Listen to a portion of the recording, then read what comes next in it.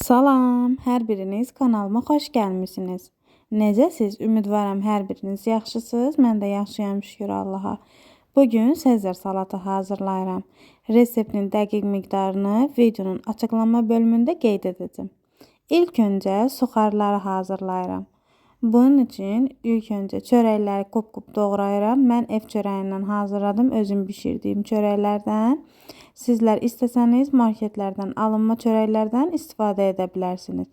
Çörəkləri qop-qop doğrayıb üzərinə duz, istiot, azca bitki və ya zeytun yağı əlavə edib yaxşı qarışdırıb tava və ya xatdakı sobada qızarda bilərsiniz. Mən sobada qızartdım. Suxarıları 10-15 dəqiqə qızartmağınız kifayət edir. Daha sonra toyuğun döş ətini qop-qop doğrayıb tavada zövqə görə duz, istiot əlavə edib azca da yağ qızardırıq.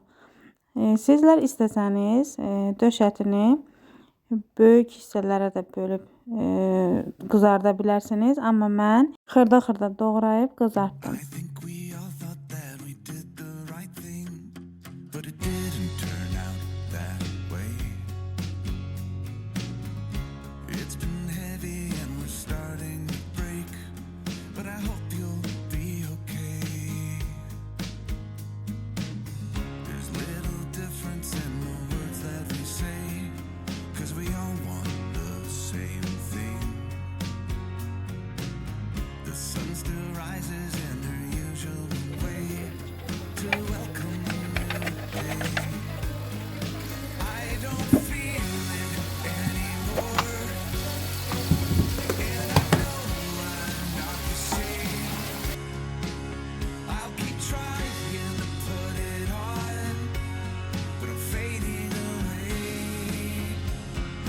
Həm ət, həm də ki suxarılar hazırdır.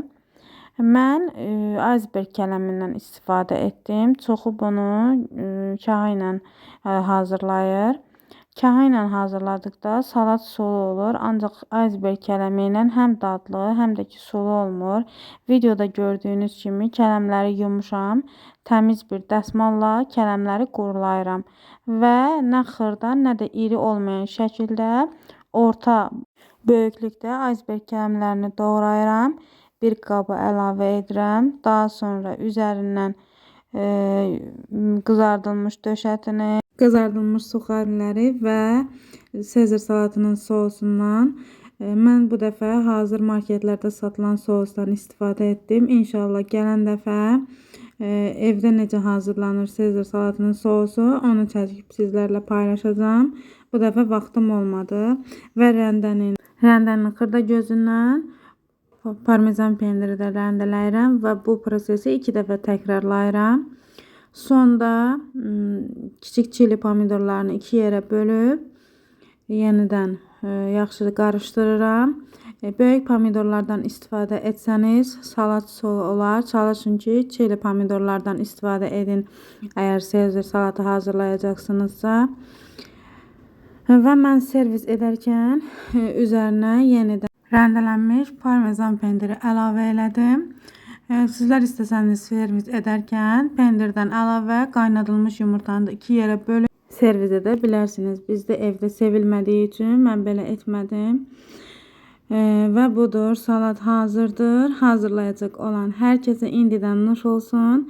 Videomu bəyəndinizsə kanalıma abunə olub videomu bəyənib şərh bölməsində şərhlərinizi yazmağı unutmayın.